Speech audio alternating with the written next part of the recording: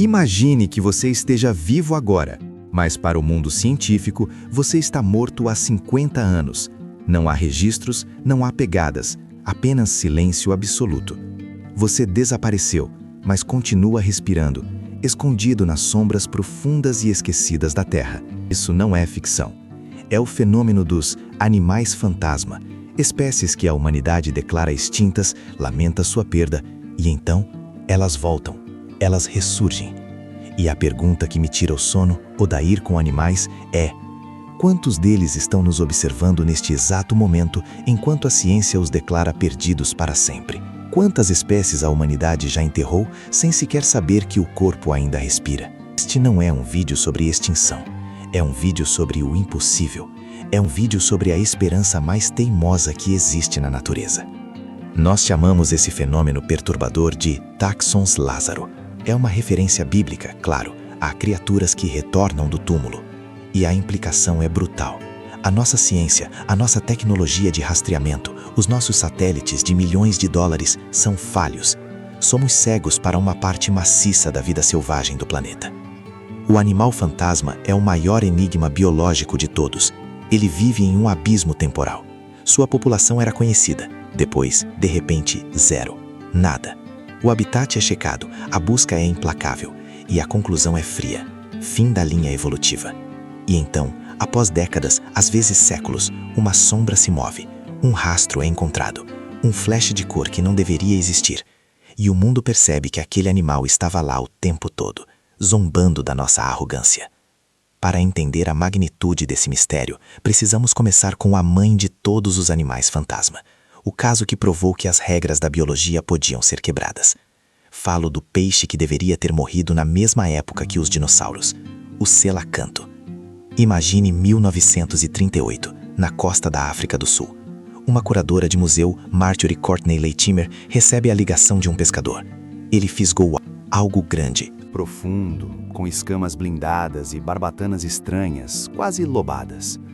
A princípio, ela achou que era uma aberração, mas ao analisar a estrutura óssea, o terror se instalou. Aquele peixe era idêntico aos fósseis de selacantos, uma ordem de peixes que, segundo todos os livros de história natural, havia desaparecido há 66 milhões de anos. 66 milhões de anos. Pense no que isso significa. O selacanto navegou nos oceanos enquanto o Tyrannosaurus Rex caminhava na Terra. Ele sobreviveu ao impacto do asteroide que varreu a vida pré-histórica.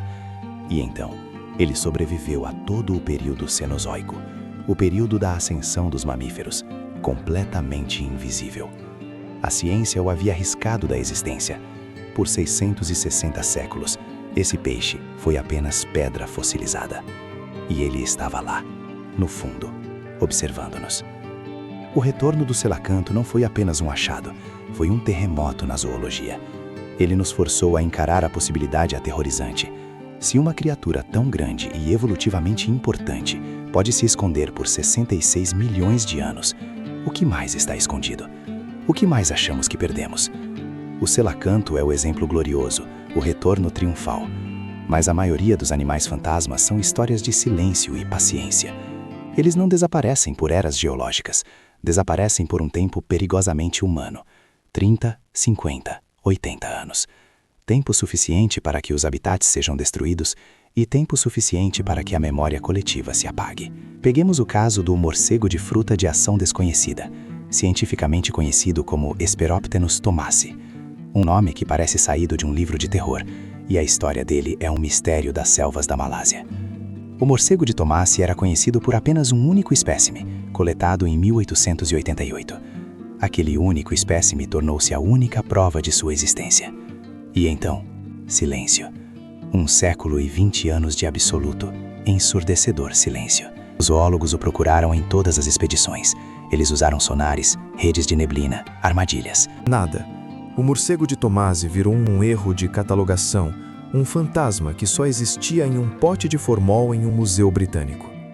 A conclusão lógica era que a espécie tinha desaparecido nos primeiros anos da colonização e da devastação florestal, antes mesmo que pudéssemos conhecê-la direito. Mas a natureza não segue a lógica humana.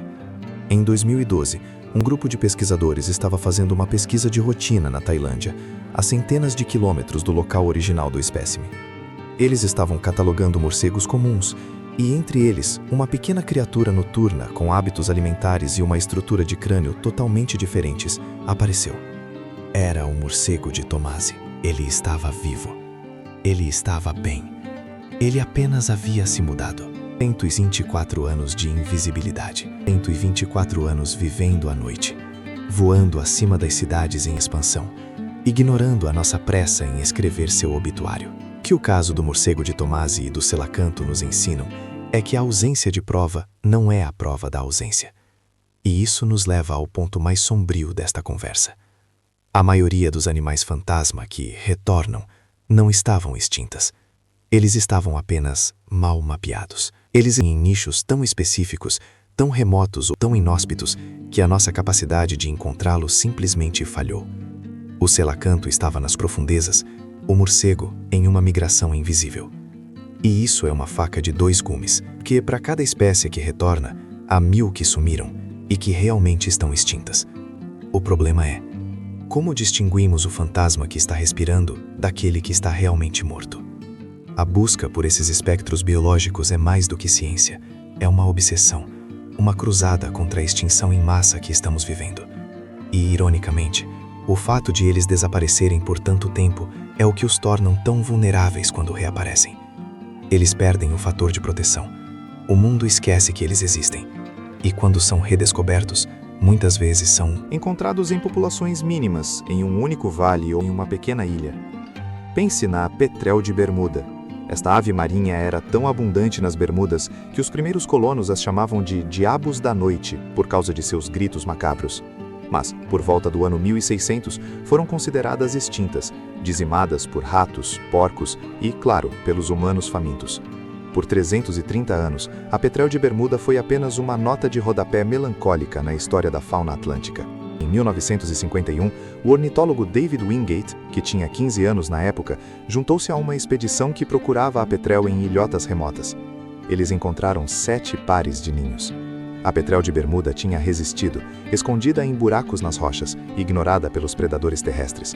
7 pares. Uma população à beira do colapso genético, mas viva. E o retorno desta ave desencadeou um dos mais heróicos e bem-sucedidos esforços de conservação da história, transformando aquelas ilhotas em santuários fortificados contra as ameaças do continente. Mas nem todas as histórias de retorno são tão distantes no tempo. Algumas são tão recentes que nos fazem questionar o que está acontecendo agora. O rã arborícola de Votsko, um anfíbio incrivelmente colorido de Madagascar, foi visto pela última vez em 2003, uma espécie vibrante que parecia ter evaporado. 20 anos de buscas incessantes. E então, em 2020, uma equipe internacional lançou uma busca intensa, focada em áreas que antes eram consideradas perdidas devido à devastação. E eles a encontraram. Uma única rã fêmea, identificada pelo DNA. 20 anos.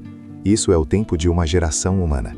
Em 20 anos, essa rã passou da existência conhecida à extinção, e depois ao status de fantasma, e finalmente à redenção. E se essa rã tivesse esperado mais 10 anos, teria a memória da ciência se apagado completamente? Os animais fantasma nos mostram a nossa própria miopia. Nós os perdemos porque a ciência é financiada de forma intermitente, porque o habitat é vasto, e porque, francamente, a natureza tem um talento inato para a furtividade. Eles são bolsões inacessíveis, o topo de uma montanha isolada, uma caverna subaquática, um pântano tão denso que a luz do sol mal penetra. Peguemos o exemplo do vombate de nariz peludo do norte. Considerado extinto 2 vezes, ele só conseguiu sobreviver porque um pequeno grupo se refugiou em um único parque nacional na Austrália, resistindo a secas e incêndios.